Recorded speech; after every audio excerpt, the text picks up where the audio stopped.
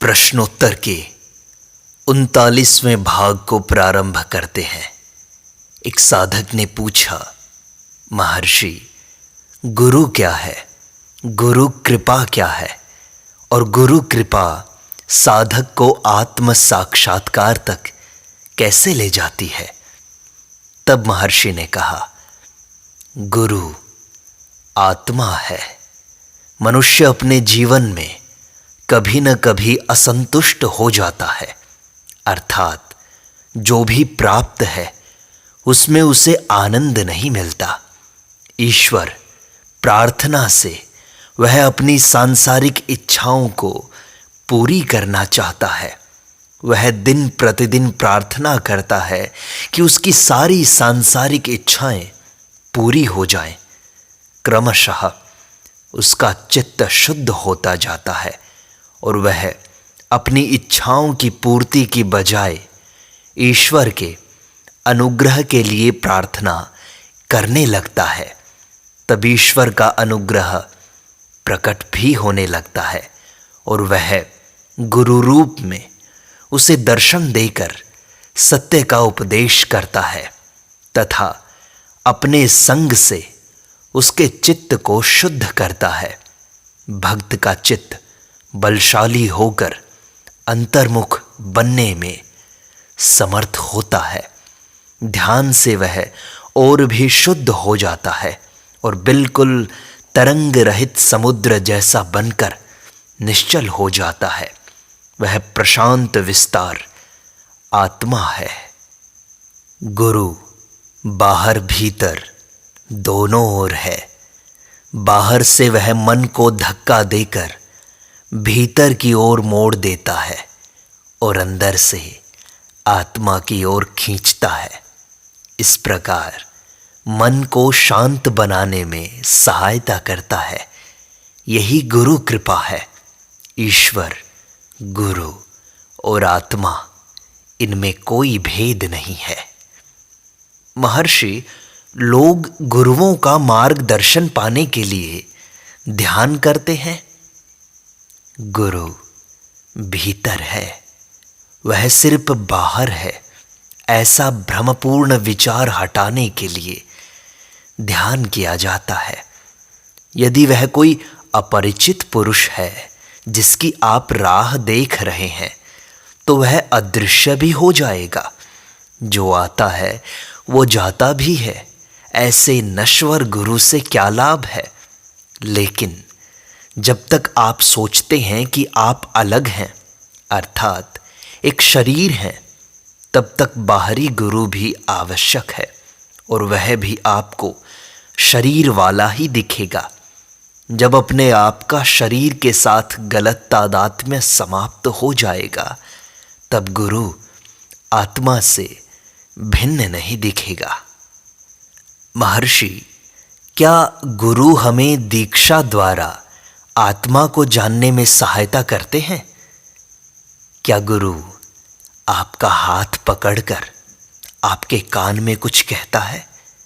आप स्वयं जैसे हैं वैसा ही वह भी है, ऐसी आप कल्पना करते हैं। चूंकि आप स्वयं को शरीर के साथ मानते हैं, अपने आप को शरीर मानते हैं, तो आप गुरु को भी शरीर ही मानेंगे और वह आपके साथ कुछ ठोस प्रक्रिया करेगा, ऐसी अपेक्षा भी रखेंगे। लेकिन उसका कार्य भीतर आत्मा की गहराई में है। महर्षि, गुरु कैसे प्राप्त होता है? ईश्वर सर्वव्यापक है। वह अपनी अनुग्रह शक्ति से प्रेमी भक्त पर दया करता है एवं भक्त के विकास के अनुरूप अपने आप को प्रकट करता है। भक्त स्वयं को मनुष्य मानता है और दो भौतिक शरीरों में जैसा संबंध होता है, गुरु से भी ऐसे ही संबंध की अपेक्षा रखता है। लेकिन गुरु स्वयं ईश्वर है, देहधारी आत्मा है। वह भीतर कार्य करता है। मनुष्य को अपने व्यवहार की गलतियों को देखने में मदद करता है तथा सच्ची राह पर चलने में उसका मार्गदर्शन करता है। जब तक वह अपने भीतर आत्मा को जान नहीं लेता, तब तक गुरु उसका मार्गदर्शन करता रहता है। महर्षि, सद्गुरु के लक्षण क्या हैं? सद्गुरु कैसा हो? जिसकी आत्मा में स्थिर निष्ठा हो, जो सदैव आत्मा में रहता हो, सबके प्रति समान दृष्टि हो, सब देश, काल तथा परिस्थितियों में भी न कपने वाला धैर्य हो उसके पास। महर्षि, विभिन्न आध्यात्मिक मार्गों का उपदेश करने वाले बहुत सारे गुरु हैं। इनमें से साधक किसे गुरु माने? देखो, सीधी सी बात है, जिसके सानिध्य में तुम्हें शांति का अनुभव हो, उसे गुरु मानना चाहिए। महर्षि, क्या हमें उसके उपदेश का भी विचार नहीं करना चाहिए? जो किसी जिज्ञासु को कुछ भी करने का उपदेश करे, वह सच्चा गुरु नहीं है। साधक अपने कर्मों के कारण पहले ही क्लेश का अनुभव कर रहा है। वह शांति और विश्राम चाहता है। दूसरे शब्दों में, वह अपने कर्मों का विराम, अंत चाहता है।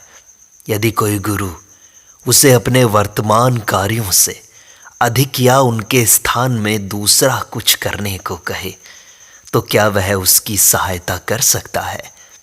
कर्म सृष्टि है। कर्म अपने सहज आनंद का विनाश है। कर्मों का उपदेश करने वाला तारने वाला नहीं हो सकता, मारने वाला हो सकता है। ऐसी परिस्थिति में ब्रह्मा अथवा यम को गुरु के वेश में आया हुआ समझना चाहिए। ऐसा गुरु साधक को मुक्त नहीं कर सकता, वह केवल उसके बंधन को और भी दृढ़ बनाता है। महर्षि, मैं अपने गुरु को कैसे प्राप्त कर सकता हूं? गंभीर ध्यान से प्राप्त कर सकते हो। महर्षि, यदि यह सत्य है कि गुरु अपनी आत्मा ही है, तो उस शास्त्र वचन का क्या रहस्य है जो कहता है कि शिष्य कितना ही विद्वान हो या उसने कैसी भी सिद्धियां प्राप्त कर ली हो, गुरु की कृपा के बिना वह आत्म साक्षात्कार नहीं कर सकता? इस कथन में कितनी सच्चाई है। पूर्ण सत्य के दृष्टि बिंदु से गुरु की अवस्था अपने आत्मा की ही अवस्था है। फिर भी अज्ञान के कारण जीव बने आत्मा के लिए गुरु के अनुग्रह के बिना अपनी मौलिक सहज अवस्था प्राप्त करना कठिन है। महर्षि, गुरु की कृपा जब होती है तो कैसे पता चलता है? वह तो शब्दों एवं विचारों से परे है। जैसे आत्मा अनिर्वचनीय है, अकल्पनीय है, वैसे ही गुरु कृपा भी। महर्षि, यदि ऐसा है तो यह कैसे कहा जा सकता है कि गुरु के अनुग्रह से शिष्य अपनी सहज अवस्था का अनुभव करता है? हाथी स्वप्न में शेर को देखकर जग जाए, ऐसा यह भी है। शेर को देखने मात्र से हाथी जगता है। ऐसे ही यह निश्चित है कि गुरु की कृपापूर्ण दृष्टि से शिष्य अज्ञान की निद्रा से सत्य ज्ञान की जागृत अवस्था में आ जाता है। लोग ऐसा क्यों कहते हैं महर्षि कि गुरु स्वयं परब्रह्म है? जीव शुरू में ईश्वर अथवा परम सत्य को पाने की इच्छा से भक्ति करता है। जब उसकी भक्ति परिपक्व हो जाती है, पक जाती है, तब ईश्वर, जो कि जीव का साक्षी एवं वास्तविक स्वरूप है, वह प्रकट होता है। वह अपने स्वाभाविक सच्चिदानंद लक्षण से युक्त होकर तथा करुणा से नाम रूप धारण करके प्रकट होता है। शिष्य पर अनुग्रह करके बहाने से वह उसे अपने स्वरूप में समा लेता है। इस सिद्धांत के अनुसार गुरु परब्रह्म या ईश्वर कहा जाता है। महर्षि, तो कुछ महापुरुषों को गुरु के बिना ज्ञान कैसे हो गया? कुछ परिपक्व पुरुषों के लिए ईश्वर निराकार ज्ञानमय प्रकाश के रूप में स्वयं को प्रकाशित करता है, प्रकट करता है तथा सत्य की चेतना प्रदान करता है। उन साधकों ने पहले ही अपनी साधना पूर्ण कर ली है, कुछ रास्ते पर होते हैं। मनुष्य अपने सच्चे सद्गुरु का निश्चय कैसे करे महर्षि? सद्गुरु का वास्तविक स्वरूप क्या है? जिसके साथ आपके चित्त का स्वाभाविक मेल हो जाता है वह सद्गुरु है। यदि आप पूछें कि सद्गुरु का निश्चय किन लक्षणों से किया जाए, तो उसका उत्तर है कि उसमें शांति, धैर्य, क्षमा इत्यादि गुण होने चाहिए। वह दृष्टि से चुंबक की तरह दूसरों को आकृष्ट करने की शक्ति वाला होना चाहिए एवं सबके प्रति समान दृष्टि वाला होना चाहिए। जिसमें ये गुण हो वह सच्चा गुरु है। लेकिन यदि आप सद्गुरु के स्वरूप को जानना चाहें तो प्रथम आपको अपना स्वरूप जानना चाहिए। यदि कोई अपना स्वरूप नहीं जानता तो वह गुरु के स्वरूप को कैसे जानेगा? जब खुद का वास्तविक स्वरूप पता होगा तभी तो गुरु के वास्तविक स्वरूप को पहचान पाओगे। यदि आप सद्गुरु के वास्तविक स्वरूप को जानना चाहते हैं तो आपको संपूर्ण विश्व को गुरु रूप देखने का अभ्यास अवश्य करना चाहिए। साधक को सब प्राणियों में गुरु के दर्शन करने चाहिए। ईश्वर के विषय में भी यही सत्य है। सब पदार्थों को ईश्वर रूप देखने का अभ्यास प्राथमिक भूमिका है। जो मनुष्य अपने आत्मा को ही नहीं जानता वह ईश्वर के अथवा गुरु के वास्तविक स्वरूप को कैसे जान सकता है? वह उसका निर्णय कैसे करेगा? अतः पहले अपने स्वरूप को जानो। महर्षि, वही तो स्वयं को जानने के लिए भी तो गुरु की आवश्यकता पड़ेगी। हाँ, यह सत्य है। जगत में कई महात्मा हैं जिसके साथ आपका मन सहज भाव से जुड़ जाए उसे अपना गुरु बना लो। जिसमें आपकी श्रद्धा हो वह आपका गुरु है। महर्षि, मोक्ष प्राप्ति के लिए गुरु कृपा क्या करती है? उसका सार क्या है? मोक्ष आपसे बाहर कहीं नहीं है, आपके अंदर है। इसको भली भांति समझ लो। इसको केवल ऊपर से नहीं समझना है। यदि मनुष्य में मोक्ष की सच्ची अभीप्सा हो तो आंतरिक गुरु उसे अंदर की ओर खींच लेता है और बाह्य गुरु उसे आत्मा की ओर मोड़ देता है। यह गुरु के अनुग्रह का मर्म है। महर्षि, कुछ लोग कहते हैं कि आप गुरु की आवश्यकता को नहीं मानते। मैंने कभी नहीं कहा कि गुरु की आवश्यकता नहीं है। महर्षि, श्री अरविंद तथा कुछ अन्य लोगों का कोई गुरु नहीं था, ऐसा कहते हैं। यह आप गुरु किसे कहते हैं उस पर निर्भर करता है। गुरु मनुष्य रूप में हो यह जरूरी नहीं है, लेकिन आप तो ऐसा ही मानते हैं कि जिसका शरीर हो वैसा ही कोई एक व्यक्ति रूप में गुरु होना चाहिए। लेकिन गुरु की वास्तविक परिभाषा को आप नहीं समझना चाहते। गुरु आपकी स्वयं की आत्मा है, ईश्वर है। दत्तात्रेय जी के 24 गुरु थे, जिनमें पृथ्वी, वायु, जल इत्यादि 5 महाभूत भी शामिल हैं। विश्व का प्रत्येक पदार्थ उनका गुरु था। गुरु अनिवार्य है। उपनिषद कहते हैं कि मन से तथा इंद्रियों से दिखने वाले दृश्यों के जंगल से मनुष्य को गुरु के बिना और कोई नहीं निकाल सकता। गुरु अवश्य होना चाहिए।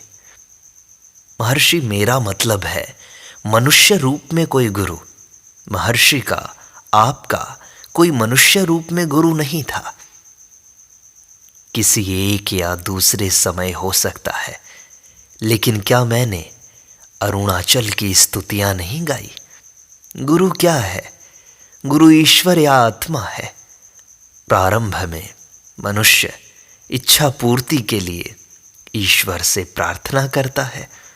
समय आने पर भौतिक इच्छाओं की पूर्ति के लिए नहीं, स्वयं ईश्वर के अनुग्रह के लिए वह प्रार्थना करने लगता है।